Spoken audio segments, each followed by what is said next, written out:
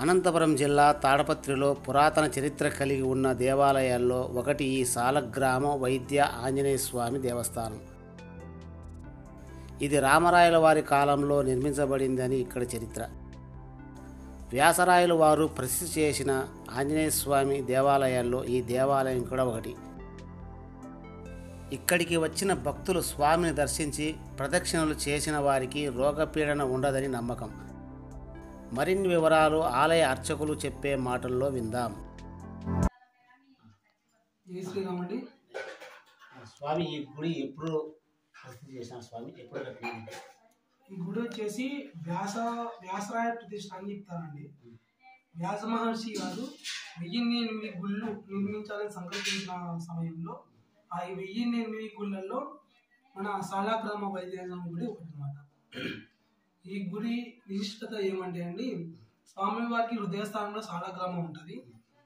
స్వామివారి చేతులు ఉండేది గద కాదండి, తామర తువ్వు అన్నమాట. అర్థమైంది.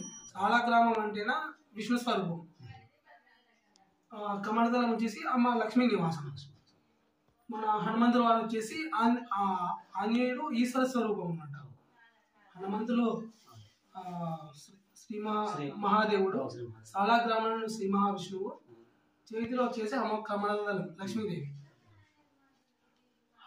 హరుడు కమలదళం లక్ష్మీదేవి, వాళ్ళం వచ్చేసి మనకి గౌరీదేవిగా పూజిస్తాం. ఒక హనుమంతుల వారికి ఒకటే ఎక్కువ కుంకుమార్చన చేస్తారన్నమాట. ఎవరిని ఉద్దేశించి అంటే గౌరీదేవిని ప్రత్యేకంగా వాళ్ళ పూజ అనేది ఉంటదన్నమాట. హనుమంతుల వారి గురించి మనకి రామాయణం సుందరకాండలో కొంతవరకు వివరించారు, కానీ పరాచర సంహిత, పరాచర మహర్షి వారి చేత రచింపబడినది పరాచర సంహిత. అందులో క్లుప్తంగా స్వామివారి గురించి ఇన్ డీటెయిల్గా రాసి పెట్టి ఉంటారు అన్నమాట. మీరు ఎప్పుడైనా పరాచర సంహిత దానికి జ్ఞాపకం చేసినట్టయితే మీకు పూర్తి సమాచారం ఉండేది. ఆంజనేయ స్వామి సమగ్రంగా ఆయనకి పూజా విధానం కానీ ప్రతిదీ ఉంటుంది. ఈ గుడి వచ్చేసి అదే మన అక్కడ ముందర అమ్మవారు లక్ష్మీ స్థానం ఉంటుంది, గజలక్ష్మి అమ్మవారు. ఆ అమ్మవారు మనకి మన తాడపత్రిలో చంద్ర వెంకటరమణ దేవాలయంలో ద్వారం దగ్గర ఉంది సాది. మన ఆలూరుకొండ రంగనాయకుల స్వామి ఆలయంలో ద్వారానికి ఉంటుంది అమ్మవారు. ఆ కాలానికి చెందినటువంటి గుడి ఇది.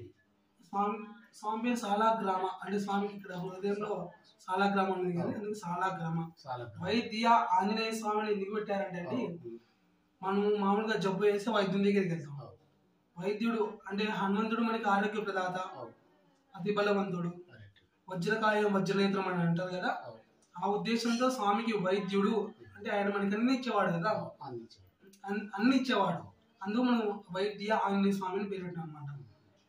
ఇప్పుడు రోగి అంటే ఒక రోగంతో బాధపడడమే రోగం కాదండి, బహుబంధే లేకపోవడం రోగమే, ఆర్థిక వ్యవస్థ సరిగా లేకపోవడం రోగమే, బంధు బలగం లేకపోయినా రోగమే అనమాట. వాటన్నిటికీ మనం డాక్టర్ దగ్గరికి వెళ్తాం కదా, ఆ డాక్టరే మనకి స్వామి, వైద్యాన్ని స్వామి.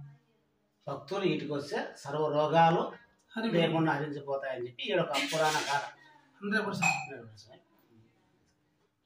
అన్ని సమగ్రంగా సమకూరాలంటే సాలాగ్రామ ఆంజనేయ స్వామిని వీక్షించి ఒక నియమంగా ప్రదర్శనలు చేసి స్వామివారికి కృపాకటాక్షలు పాత్రలు కావాలి ప్రతి ఒక్కరు.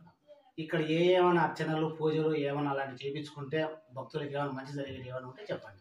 ఉన్నాయండి. స్వామికి ఇక్కడ మన విశ్వ హిందూ పరిషత్ వారి ఆధ్వర్యంలో జరుగుతున్నాయి కదా, ఇక్కడ జరిగే కార్యక్రమాలు మొత్తం మన విశ్వ హిందూ పరిషత్ వారి ఆధ్వర్యంలో జరుగుతున్నాయి అన్నమాట. ఆగు పూజకు 600 అని ఇట్లా వాళ్ళు నియమాలు నియమించారు. మనకి ఏమన్నా పూజ చేయించుకోవాలంటే మన కమిటీ వాళ్ళని విశ్వ హిందూ పరిషత్ వారిని సంప్రదించవచ్చు. ఏ పూజలు ఇక్కడ చేపిస్తారు భక్తులకు? స్వామికి ఆగు పూజ, వడమాల, పంచామృత అభిషేకము, ఇంకా విశేష దినాల్లో అన్ని చేస్తూ ఉంటామండి. కుంకుమార్చన కూడా తొందరగా స్టార్ట్ చేయవచ్చు. ఏ సమయాల్లో ఆలయ దర్శనం ఉంటుంది స్వామి భక్తులకు? ఉదయం 7 నుంచి 10 వరకు నేను ఉంటాను, ప్రతిరోజు ఉంటాను. సాయంకాలం 5 నుంచి 7 వరకు ఉంటానండి.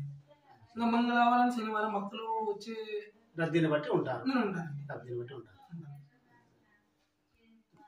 నేను స్వామి దగ్గరికి వెళ్ళాలంటే ప్రతిరోజు 1 గంట స్వామివారి సేవకి సమయం కేటాయించాల్సిందిగా కోరుతున్నాను. ఇదేంటంటే జస్ట్ రావడం స్వామి ముక్కొని వెళ్ళడం కాదండి, స్వామివారికి సమయం కేటాయించి మనసును సమర్పించాలి. స్వామివారికి ఎప్పుడైతే నువ్వు సమయం కేటాయించి మనసును సమర్పిస్తావో అప్పుడు స్వామివారు మీరు అనుకున్న అనుగ్రహము అనుగ్రహించడానికి ఛాన్స్ అన్నమాట.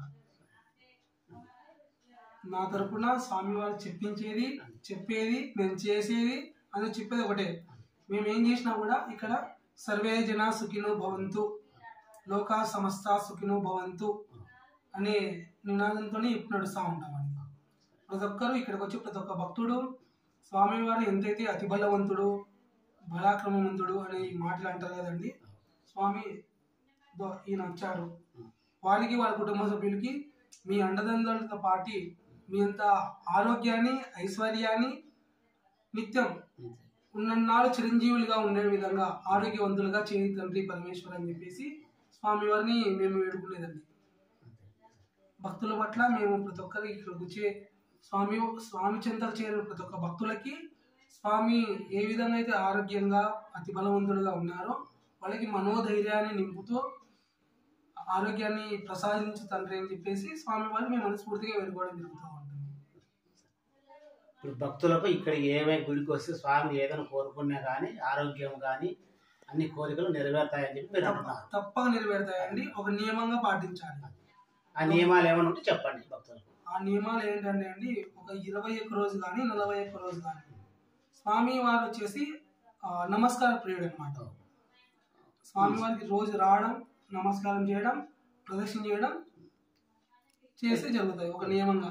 మన సంకల్పం ఒక ధర్మ సంకల్పం అయితే, ఆ సంకల్పం ధర్మమైన సంకల్పం అయితే స్వామివారికి మీరు రోజు కొబ్బరికాయ ఇట్లాంటివి ఏమి తేనవసరం లేదండి. స్వామివారికి సమయం కేటాయించండి, మనసును సమర్పించండి.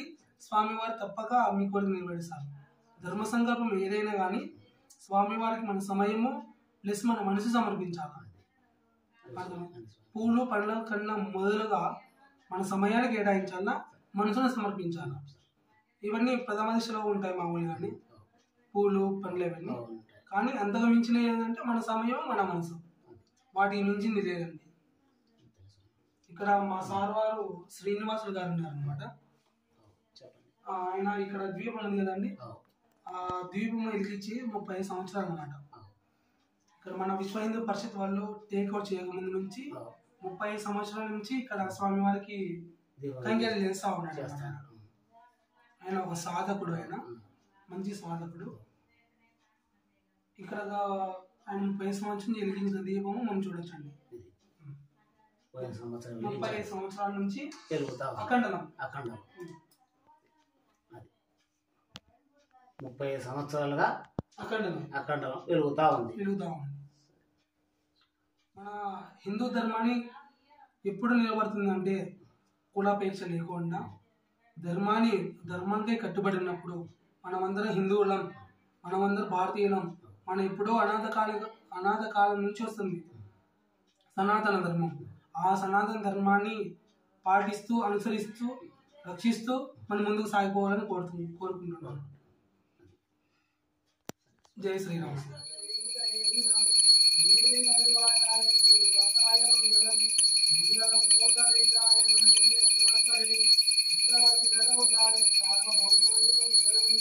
చక్రవర్తి